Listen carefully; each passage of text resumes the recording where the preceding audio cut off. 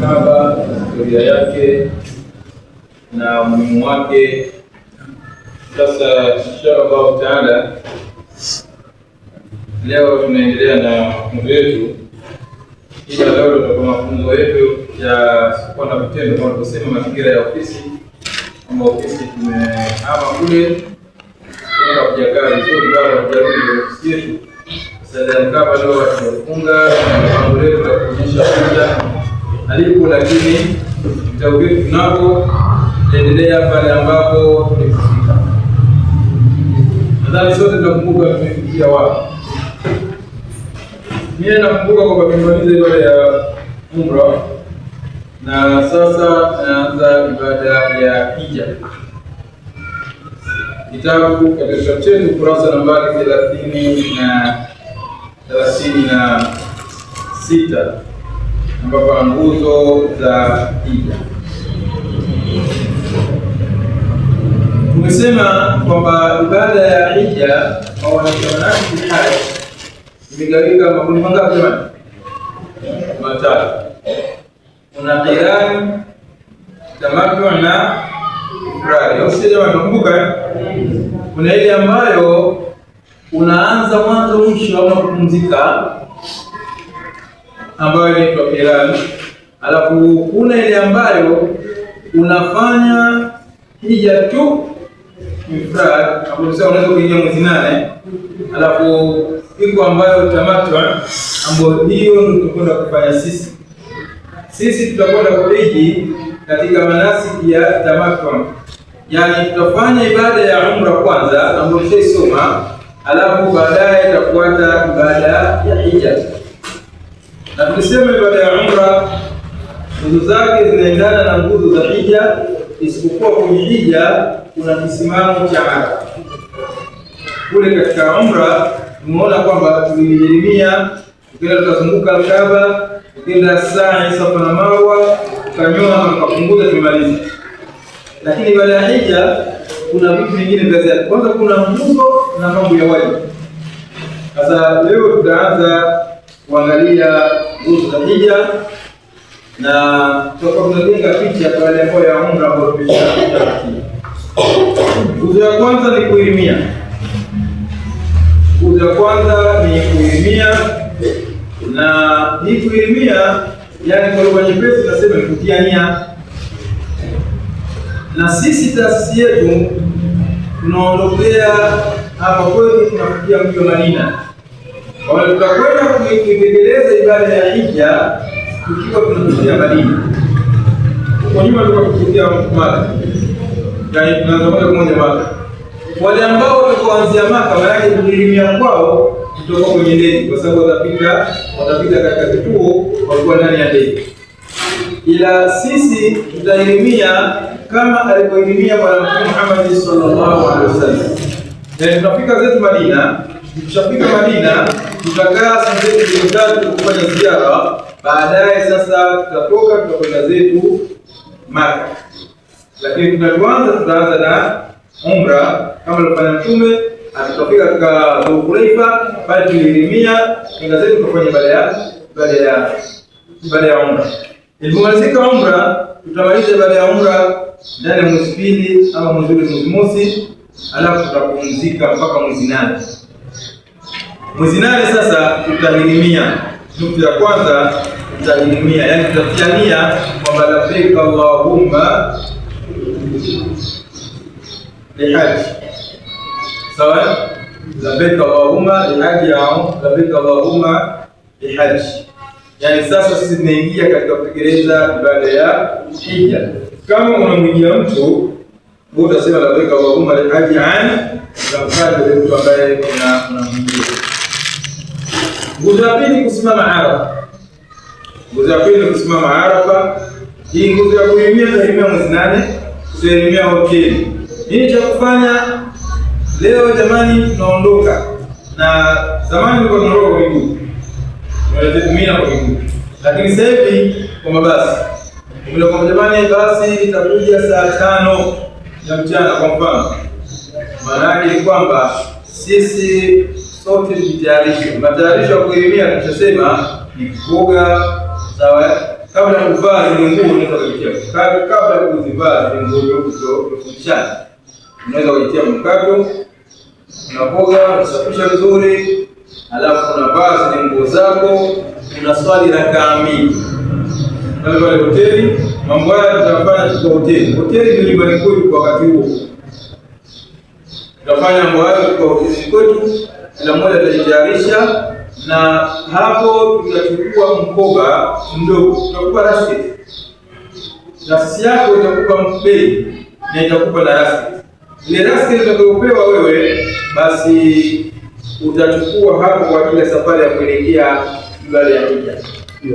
Rasiti hiyo itakuwa na kanzu moja ama mbili. Kanzu ya kuvaa hii kanzu. Lakini wakati umevaa ile mabuo, viatu ndio utaondoka nako, utaondoka na viatu vya kanda mbili au viatu ambavyo havijafunika kisigino, ambao havijafunika kisigino, yani buti. Wale ambao walikuwa na buti, Mtume sala anawaambia wazikate nyuma. Na mtu mmoja alikwenda kwa Mtume sala akasema, mimi sina nyingine kwa na hofu yangu hii, akamwa hofu na hofu yake, akamwa hofu ikate, alibali kwa nyuma kwa kuwazi. Kuna zile chachacha zinafaa, na wale chachacha maarufu zinafaa kusanga kwa kwa ndio sana. Vile wanaomba sana Wamasai wa zamani, siku wanaomba mapina gari. Vile unaweza ukavaa, lakini kana mbili, na hakikisha kwamba kana mbili taasisi itakupa kiatu, lakini chukua kiatu size yako. Tukachukua kuna abiria nyuma. Utakiacha. Utakiacha kana, bado unakanyaga. Ukanyagana hilo ni jambo la kawaida. Sasa sikanyage ili tulikia kwa nyuma. Sawa jamani?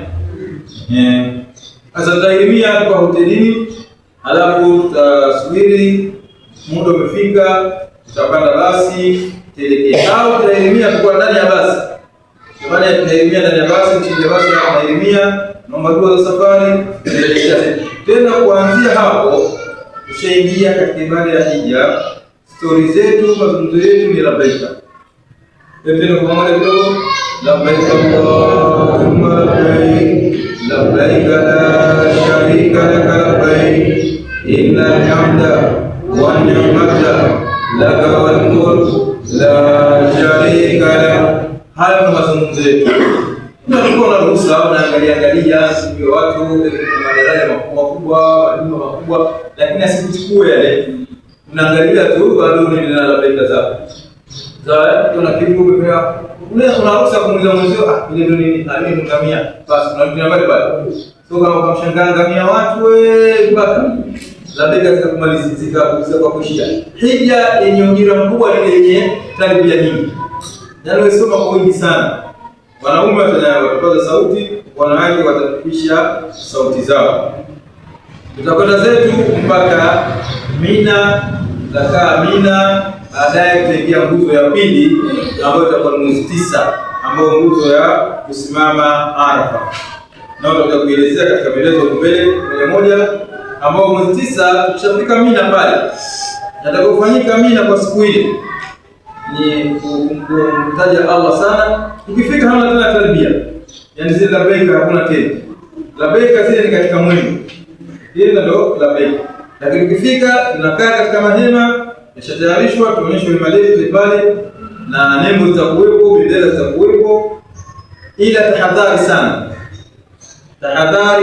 Mina si pahala pa kutembea, mahema yote yamefanana. Sawa, usikasongoja tembea kidogo, usije ukatembea. La msingi kitu cha kwanza kabisa kufika Mina, zingatia mnara namba ngapi. Mara nyingi sisi tunakaa namba 4. Yaani kwa sisi zone yetu kwa zone namba 4. Alafu street namba ngapi? Ile miji ile barabara zina namba. Jua wewe sisi tuko namba ngapi? Alafu angalia namba ya chini katika street 420, lakini chini namba 33. Kwamba sisi tuko 420 namba 33. Mkaja ni kwa 35. Mkaja 35. Mkaja ni kwa 35. Mwaka nyuma yake ilikuwa 30. zinabadilika, sio kama hiyo. Sasa hicho ni kitu ambacho cha kuzingatia. Tukisikia bahati mbaya nambari ndio kusoma inga, yani 30 yani 29 ndio nyuma. Sawa, mpaka ukipata 129 hapo mshafika. Hilo ni kitu cha kwanza kabisa na kuingia mina, hakikisha kwamba nambari ile eneo unaijua. Kwa sababu tukisema bahati mbaya, ukisema nenda chooni mara choo kimekuzunguka, bado ukizunguka kimekuzunguka wewe. Ukitana ngoga lugha mwingine, haja. Shaba hiyo, ukipe. Sasa kumbuka nambari unaweza kama. Hiyo ni nguzo tutakaa mpaka mwezi 9 asubuhi na tuondoka sisi pale usiku. Sheria tunatakiwa tuondoke kama saa 3 saa 4. Lakini kutokana na watu ni wengi, tunakuabidi sasa tunaondoka kwa zamu. Mara nyingi sisi tunaondoka usiku, saa 8 saa 9 za usiku tunaondoka, tunapelekwa katika nguzo ya pili ambayo ni kisimamo cha Arafa. Tutafika pale Arafa mapema kabisa, wakati mwingine usiku kabisa, alfajiri tunaingia pale, lakini hasa na utakiwa tufike pale saa 5 saa 4 ndio muda wake, lakini tusilazimishi kutokana na watu wengi, basi inabidi tuende kwa mujibu wa watu walivyo. Tutaingia nguzo ya pili. Tatu tutakaa pale Mina, alafu tutakumina Arafa, tutakula sisi kule kulala Muzdalifa. Muzdalifa kulala ni wajibu, sio wajibu, ni lazima. Nguzo ukiacha maana yake wala hayo tena. Wajibu ukiacha maana yake kuna penalty. Sasa kuna mambo ya wajibu ambayo kama ile la kulala Muzdalifa, kuna kutembea, au mambo ya wajibu. Alafu tawafu ni fadha. Ukishamaliza siku ya mwezi 10 tutaenda kufanya tawafu ni fadha, au tutabakia pale pale Mina mpaka mwezi 12, tutaondoka kwa mabasi tutaenda moja kwa moja mpaka Maka. Ila hili la kwa tawafu ni fadha siku ya mwezi 10 ili kama litafanyika basi kwa watu mali, kwa sababu ni kutembea maili 8 kwa miguu. Ukishafika huko maili 8 sasa tembea, unazunguka Al-Kaaba. Al-Kaaba ile rombo zake kuzunguka zile kama ukipata chini ya Kaaba utafunga some kilomita, au nje yake basi kilomita 4, yani ulipo na watu msongamano kilomita 4 ukikate, alafu kwenda Safa na Marwa kilomita 3, alafu kurudi tena kule uruhusiwi kulala Maka. Sasa hapo tunatakiwa kidogo kupata na mwili mmoja, tupate vijana wa kweli.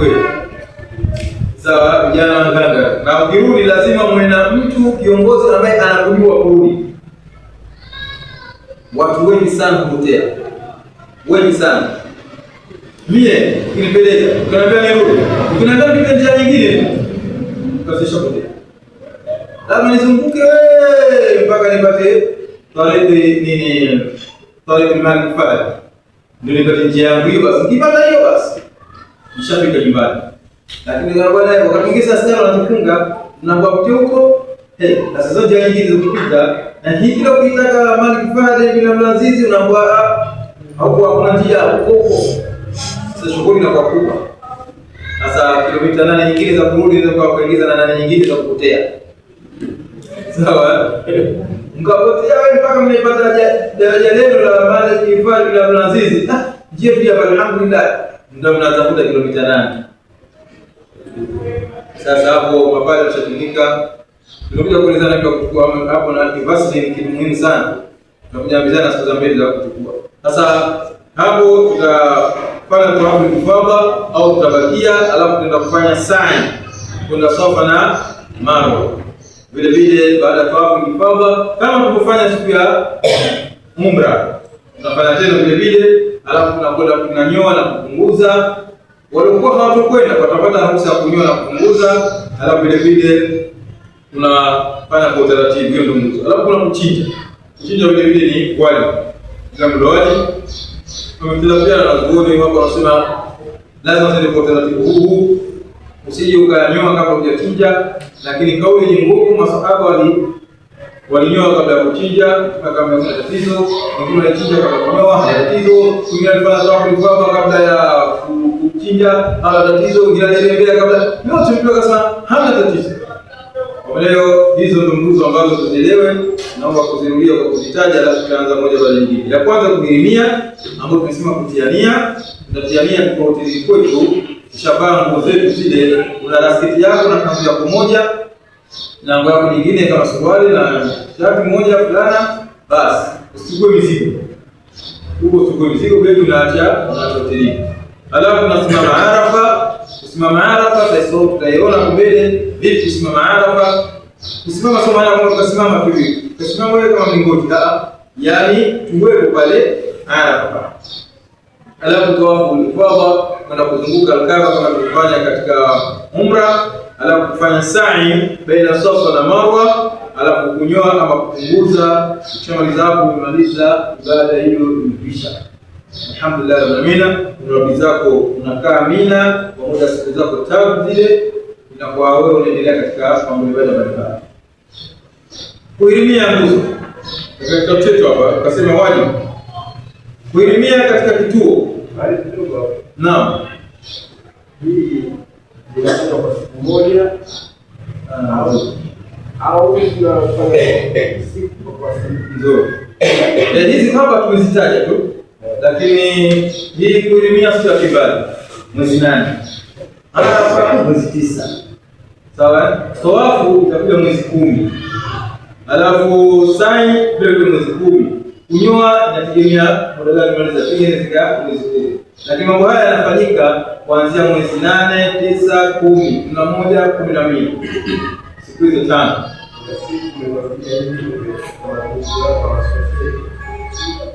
Unaweza kufanya haya alafu ukarudi ukapotea.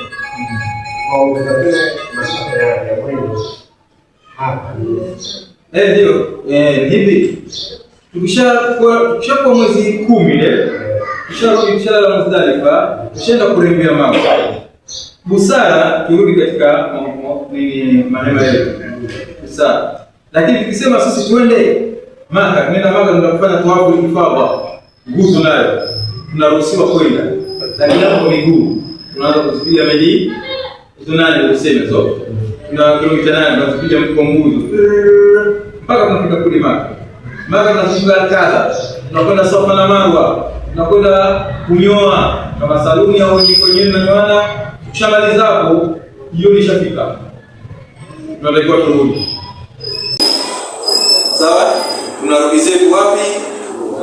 Mina. Sasa hii kurudi Mina hii ndio kasema hapa kuna mtaalamu ambaye atatuongoza njia za kuweza kurudisha Mina. Hakuna gari. Sawa, tena ukipanda gari kabisa unazikutia. Kwa sababu gari na kutushazazia huko bali kweli. Kuliko huko sisi. Kwa sisi ya leo bila kwenye kurembea jamarati au ni rahisi. Sasa hapo ndo kasema kwenda muda ukaongezeka. Lakini sasa wewe hapo unatakiwa urudi zako mpaka hoteli. Ukipotea basi upote ndani ya Mina. Urudi zako katika mahema. Ukipotea upote ndani ya Mina. Hiyo itafanyika siku moja. Alafu tutabakia Mina tutapumzika. Alikuwa hapokwenda.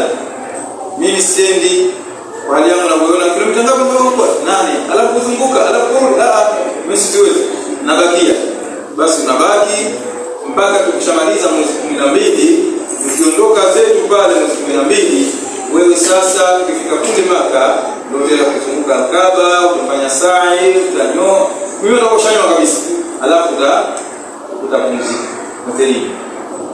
Mfano. Haya. Sasa tunakuja katika vituo vya kuhirimia ambao tayari tumeshavitaja hivi, ambapo ni vile vitano katika kufanya umra.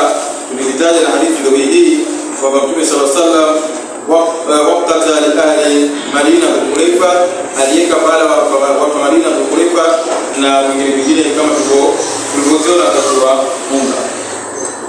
Sunna sasa. Sunna ya nguzo yetu kwanza hii ya kuhirimia, kuvaa ihram na kuswali rakaa 2 za ihram. Ndio tunasema tukishavaa zile nguzo zetu tunaswali rakaa 2. Alafu tunamshukuru Allah na kumsabihi na kuleta talbia. Na itakuleta tahlil, talbia baada ya tahlil, yani Allahu akbar, subhanallah, alhamdulillah, la ilaha illa Allah. Alafu tunaingia ndani ya basi. Ukishaingia ndani ya basi, ukishatulia basi tunataka kuondoka, tunahirimia. Sawa? kusema labbaik Allahumma lihaji, anaelimia hapo, alafu kuelimia kwa kuelekea kibla. Hii ni sunna, lakini kwa hapo sisi hatuweza kuelimia kwa kuelekea kibla, kwa sababu kibla tunakipa mgongo, tunaelekea Mina. Au labda tubaliane kama sunna hii ipate kuelimia nje, na kuelimia nje ya basi labda tuongezee kwamba basi niseme likapindishe hivi. Kwa hiyo tena yetu usilewe sisi basi nenda moja kwa moja, vigumu kurudi, itakuwa wrong side kabisa, magari nyuma itakuwa moja kwa moja. Tabu sisi kuelimia tukapata sunna zote mbili, sunna kuelekea kibla na sunna kipando. Tunapata sunna kwenye kipando lakini tutakosa kuelekea kibla. Au labda kwenye basi usimame ule utoke nyuma lakini nafasi kwenye basi kutoka nyuma ya hamna. Ni jambo la sunna, sisi hatulazimishi. Tunapata sunna kwenye kipando. Alafu anasema kuelimia kwa kutoa sauti kwa wanaume watatoa sauti. Kiongozi atasema kwa sauti ya sawa, kwa sababu gani inaanza hapo?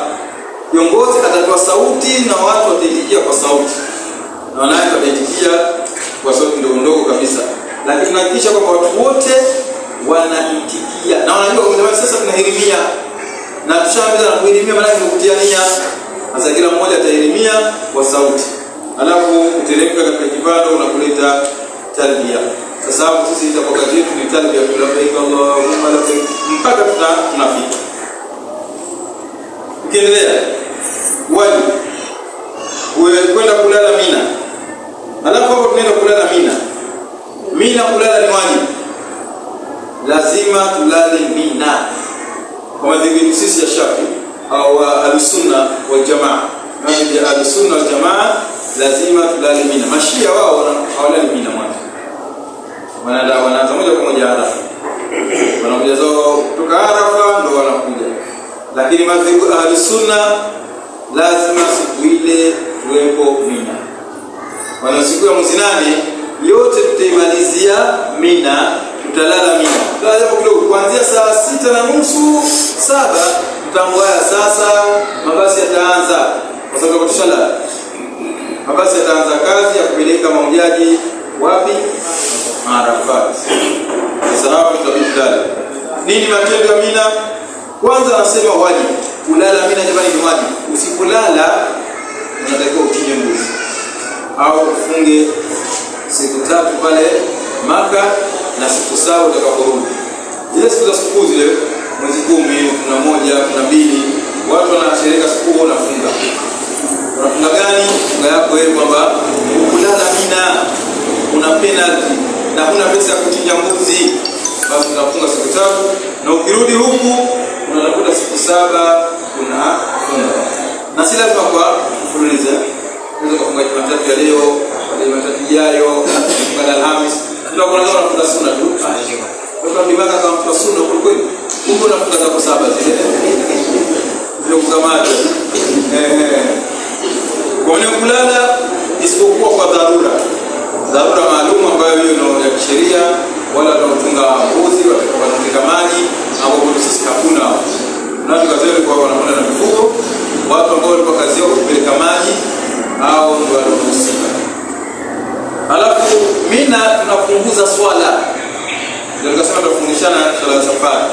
Tunapunguza swala, yaani tupunguze swala kwa maana kwamba swala 3. Yaani swala za rakaa 4 na swali rakaa 2. Adhuhuri pana adhiniwa, pakishadhiniwa panatimiwa, hakuna sunna. Panadhiniwa, panatimiwa na swali rakaa 2.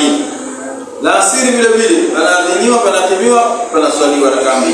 Magharibi panadhiniwa, panatimiwa, panaswaliwa rakaa 3. Isha vile vile isipokuwa swala ya asubuhi. Mtume hajawahi kuacha kabla ya asubuhi, hiyo pana ruhusa ya kuswali kabla. Lakini zilobaki hauna kuswali sunna. Na witri vile vile ndio sala kwa kuacha witri isipokuwa Muzdalifa na siku ya vita vya Badr. Lakini meshakioti aliswali witri, lakini witri kivyako vyako unapata nafasi nje ya hema au msimu kupumzika, pia ni ibada ya Mina. Alafu kuingia kabla ya jua kuzama kwa mwezi 9, yani tuingie mapema pale ili tulale kuamkia mwezi 9 asubuhi yake. Kama ilivyokuja katika hadithi hadathana Shu'aib an Abi Ishaq al-Madani an Arif ibn Wahab radiyallahu anhu qala صلى بنا النبي صلى الله عليه وسلم ونحن أكثر ما كنا قط ومن أمانة بمنا ركعتين. Na sisi tuliswali na Mtume sallallahu alaihi wasallam katika huko Mina, na tukiswali rakaa mbili katika zile swala zenye rakaa 4. Hayo yanafanyika hapo. Katika hadithi nyingine anasema hadithi wa Umar alitaka idhini Abbas ibn Abdul Muttalib kwa mjumbe wa Allah sallallahu alaihi wasallam kwamba alale Maka siku za Mina kwa sababu ya kuwapa mahujaji maji. Wakasema kuna watu wa dharura, kuna watu ambao kazi yao kunyesha maji. Ile Maka mpaka leo watu wapo makabila maalum ambao wanaendeleza ibada ya kuwakirimu wageni wa Allah. Kuna watu wanatoa chakula, wanamwaga chakula tu, sio wanatoa chakula tu. Mwaga ile kwa wingi, yani wanatoa chakula sana. Lengo lao yani ukipita lazima hata utaitwa. Hata kama utalazimishwa chukua ndio kwa pasali yako kale walikuwa na kwa. Mara unakuwa fushida yako na matunda hapo mengine. Yani wao kwa hivyo tu. Nyingine maji. Sio maji tu gari inakuja pale na mwaga maji. Yani natoa maji kwa wingi sana tuko kadri ya uwezo wao. Sasa Ibn Abbas naye alikuwa katika watu ambao wenye kutekeleza jambo hilo. Mtume sallallahu alaihi wasallam akamruhusu yeye endelee na jambo la vile sunna kuswali dhuhuri na asiri Mina siku ya mwezi 8, yani katika sunna zake kuswali baada ya dhuhuri na asiri, alafu kutoa khutba.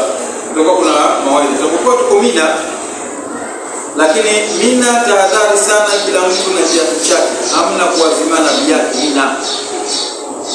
Tena yani hii tutazidi kuambizana katika bahari ambapo viatu ni mali, basi Mina sisi tumekuwa kana mbili na ambazo tutakazozivaa, basi jua kwamba unapokuwa huko Mina imekuwa kitu adhimu sana, kana mbili mali sana. Au ndio hivyo anataka kitu ambacho kitakufanyia ibada hii, kwa sababu kule hakuna maduka, ukikupotea kile huna tena pa kupata kingine. Sasa mtu tunaambizana hairuhusiwi kuchukua kiatu cha mwenzio hata kwenda chooni mara moja. Sawa? Labda umbe taarifa kwa kweli na azima kiatu chako, haya chukua. Na wewe lazima uombe mtu kiatu chako. Usitoka kwenda wewe chooni kwa hajarudi, uko unachukua tu mwenzio. Azima. Nyuma ya hivyo utafanya zile ibada hiyo ngumu. Kwa sababu jua kali, hali yake haikanyaliki. Choki yake tu kinashikada adabu yake kwa nzuri, lakini choki yake natupia kinapata habari. Sasa utembea kwa miguu bila kiatu hatuwezi. Sasa kiatu kila mmoja na chake, hamna kuwazimana. Mara moja tu hiyo mara moja ndio mwenye katoka. Sasa hakibu utamaliza baada yake atasema tu maneno nani tena, mara tuna watu hilo si tena, mara nimetoka lela la kweli nani tena bwana nabia haya ndio anahiji mwenzio ndio utamharibia baada ya hija. Sawa, ili tuepukane hayo, wanaji kila mmoja na kiatu chake. Chunga kiatu chako, usimwazime mtu wala usimwita mtu, jitahidi sana katika hili. Sasa Mina tutakuwepo hapo muda wote. Huo ni mwezi 8. Sasa tunaamka mwezi 9. Tutamaliza hii ya Arafa ili tupate pia tutakuja kuangalia nukta nyingine. Mwezi 8 Mina mambo yanafanyika ni haya, kusoma Qur'ani. Tukasema mtu kama msafu wake mdogo atachukua, kama ana mtu adhkari zake atafanya hapo hivyo Mina. Aligani tutakuwa tuko Mina, mambo yatakuwa yanafanyika ni hayo ya ibada. Tunasubiri muda wa kuswali, tunaswali alafu tunapumzika. Muda wa chakula ukifika tunakula, na hapo Mina ndio panakuwa subira ya hali ya juu. Kwa sababu gani? Kokote huko chakula kio katika miliki yetu. Madina naweza tukaulizana maana leo tukio gani leo? Leo maharagwe yapikwe leo. Na leo bwana leo tumemisi rojo, sasa tukoroga sana. Tuko tukifika huko. Leo kitu fulani. Lakini Mina chakula kinapikwa na shirika Almasia. bado tupigia na bahati sio bahati nzuri au ndo bahati kwa mwaka jana ndo tulipigia na mwaka huu mkataba umefungwa kwa wale wale. Sasa walikuwa mwaka jana wauliza wamepiga uporo chakula kilichoanza cha mwaka jana yake siku mbili. Sasa naambia kama tunalipa. Ilikuwa shida kwa kweli. Shida. Mpaka wizara hii ikaja siku ile ya chakula, wizara hii ndio chakula. Mambo ya bwana wamefeli. Wameshindwa kuhudumia mahujaji. Sasa leo maradhi vipi kwa alimradi mwaka huu na wamekuatia na mkataba tutaenda nao tena na mwaka huu. Lakini mwaka jana wamerudisha chakula cha jana. Sasa chakula cha jana washinda mapasa yakatupwa. Sasa hapo tunasubira kama tujafunga mdomo wetu basi tunaweza tukaharibu ibada zetu. Jitahidi sana hapo sisi tuwe na subira. Ingawa viongozi watufuatilia kwamba jamani mambo yanakuaje, chakula gani tunatuletea nini, yatasemwa sana, lakini bado yako chini ya mamlaka ya Bwana. Sisi ya kuingia uwezo wetu. Kwa hivyo tunasubira kweli. Na subira kuna chooni vile vile. Kuna chooni, kuna foleni hapa na barabarani huko, usikasikia baadaye. Ukiona barabarani nika hapo ndo watu kidogo. Kama unataka kuna watu ndio sana na hizo siku. Hapo kidogo utakuta kuna watu 10 wamejipanga foleni. Na utakawa 11. Sawa, sasa sasa watu wengi bwana tunaenda baadaye. La. Wewe muda ukifika kwenda choo basi nenda kapange foleni. Foleni ipo na tunaambizana wale watu wazima wanakuwa kipaumbele zaidi, wale waliozidiwa vile vile wanakuwa jamani yamezidiwa tumpe nafasi. Mwaka jana sije mwaka juzi mama mmoja ndio sije watu kizima kusema wewe, lakini kina mama mmoja akisaidia kwenye foleni kama sema yule au bibi mwaka juzi sasa anakumbusha mwaka juzi akisaidia kwenye foleni ndio hakusema sika kabisa taasisi yetu lakini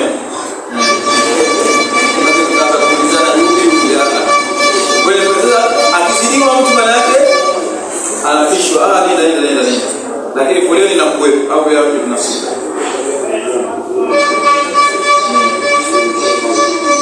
mwaka jana alhamdulillah mtu na uzuri mwaka jana mali tulipa mapema kama leo tulipa mapema mwaka jana tulipa mapema tukapatiwa sehemu nzuri hiyo ikawa afadhali kidogo sio kama ndo ukaenda tu unaingia kama kwa foleni hiyo lakini si kubwa na wakati mwingine unaweza kutoka kulikana wale wanani wale ndio peka watu hawako sana mashia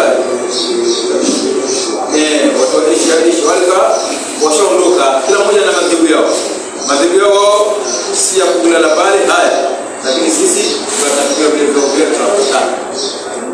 Sasa mwaka huu tumelipa mapema ingawa mahujaji wale wengine hawajalipa lakini sisi tushazilipia ili tupate mapema eneo zuri.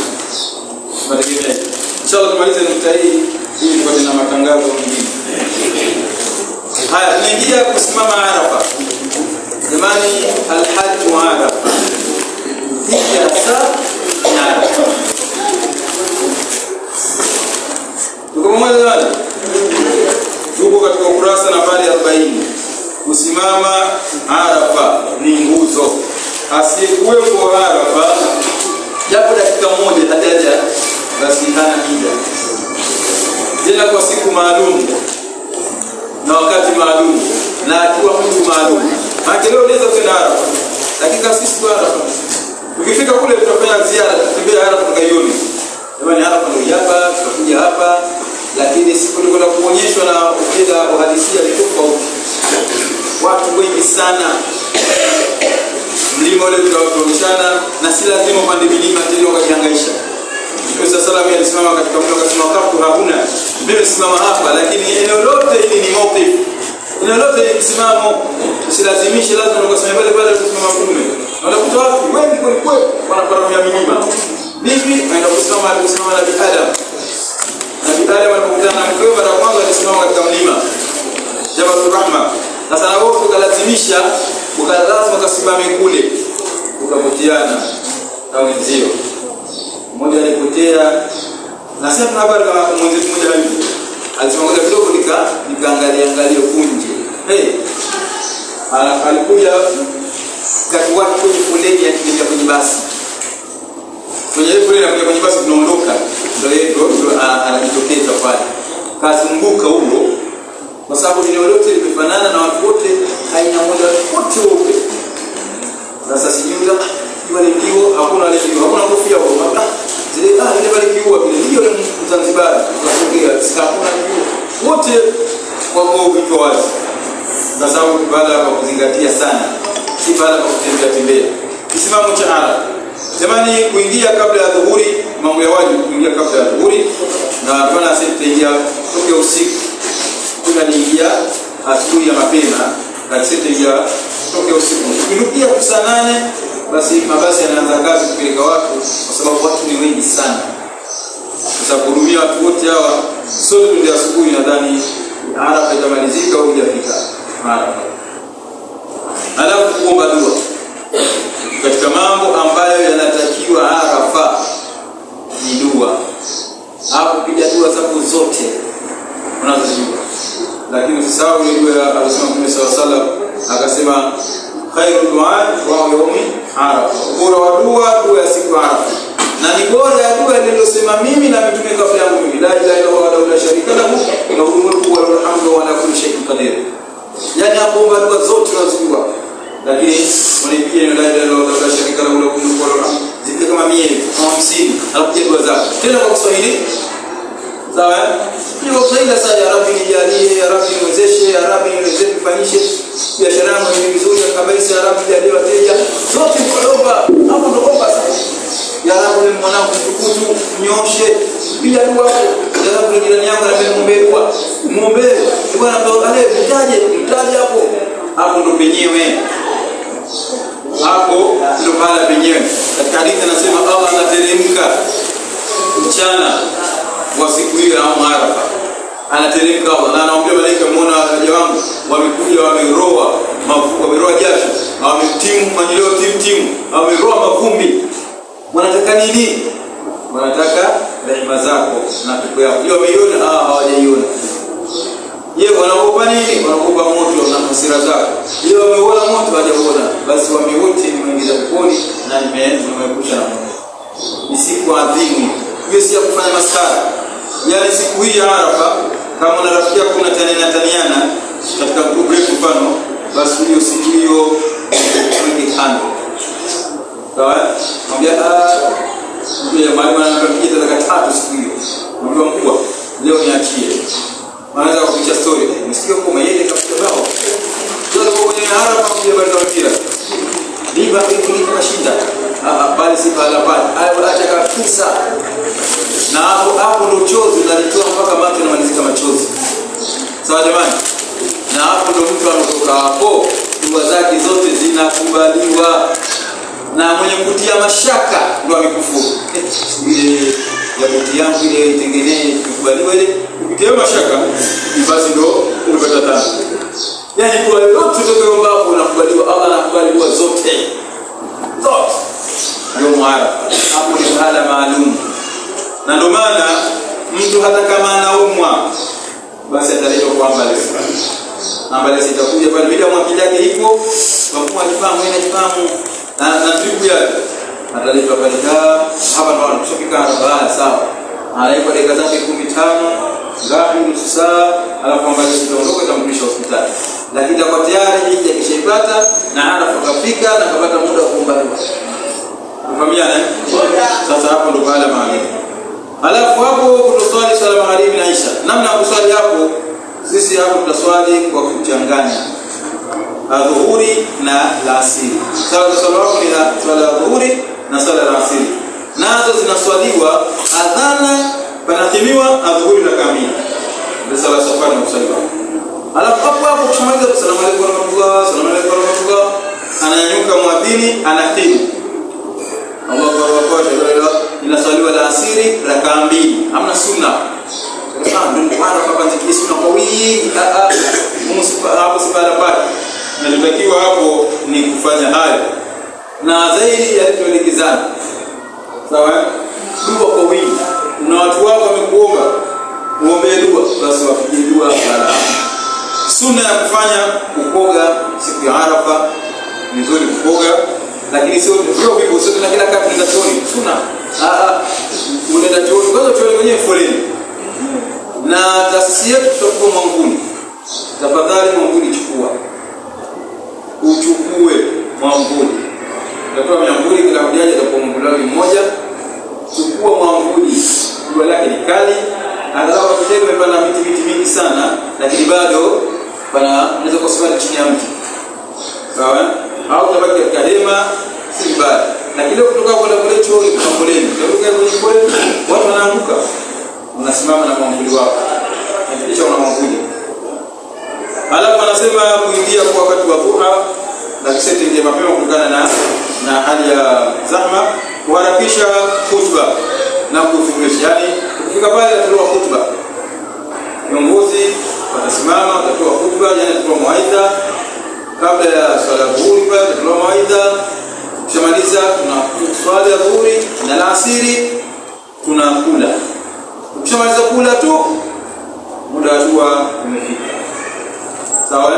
Kwa taasisi yetu sisi, na taasisi mbalimbali, taasisi nyingine kwanza tunasoma kitabu cha dua mpaka sisi taasisi yetu tunakupa uhuru wewe mwenyewe. Kitabu chako kama unataka dua usome mwenyewe, dua zako omba mwenyewe, kuanzia kuomba dua mpaka dua zangu. Mtume aliomba dua mpaka anasema kama tatamu mpaka kama mkono mmoja akanyosha mkono mmoja. Baada ya dhuhuri Mtume aliomba dua mpaka jua linakaribia kuzama. Sawa? Aliomba dua mpaka jua linakaribia kuzama. Sasa na sisi tuombe dua sana. Dua zote tunazojua wewe omba za kheri. Tukamwambia dua jirani.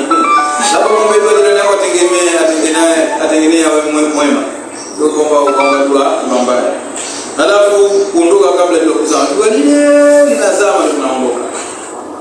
Sawa? Na tunaondoka kwa basi, zamani kwa kuondoka kwa miguu, hapo tunaondoka kwa mabasi. Halafu kuomba dua katika miinuko, yani kwenda kwenye ule mlima. Lakini si lazima tusiende. Hii nawaambia watu kwamba tusende kwenye miinuko. Pale sisi tulipokuwepo tuomba dua katika ile hema, tuomba dua, lakini tusiende kwenye milima. Utapoteana na wenzio. Lazima. Kwa sababu kama huko juu unaona mlima ule, lakini kwa kwenye ule mlima wapi tulipotokea kuona. Na kawaida kule Arafa hatuna alama. Arafa kuna alama. Ni eneo moja kwa moja, halina alama kwa ule mimi tunaambiwa nambari 4. Hii street ilikuwa 450. Kule hakuna street. Ni eneo yote eneo. Itakuwa ni shida. Tubakie kwa pamoja na tufanye shughuli zetu kwa pamoja. Alafu vile kuondoka kimya Arafa. Kama Allah alisema katika Qur'an kwamba tuondoka kimya na makatazo hapa kabla kuingia wajibu mwingine kufunga siku ya Arafa kwa wenye kulipa. Haitakiwi sisi kufunga. Sawa, hakuna uchamungu kwamba niko Arafa, na Arafa ni leo Jumatatu, na mimi kwa sunna za Jumatatu na niko Arafa kwenyewe huko leo siku ya Arafa kufunga. Ungeaje afunge. Watakuwa hawako Arafa, wao ndio watafunga. Lakini mahujaji hawafungi siku ya Arafa. Wao wanatakiwa wasifunge siku hiyo. Vile kuleta mjadala, lakini haitoi fidia. Kutoa fidia, kuleta mjadala. Kwa kujadiliana zote na jamani baadaye ni dua tu mwanzo mwisho. Sawa jamani? Tutakuwa naenda na dua mwanzo mwisho. Inshallah tutakuwa na maelezo ya daktari kwa jamii. Alafu tutapata matangazo kutoka kwa viongozi kuhusiana na mawili matatu ya mwendelezo wa ibada hii.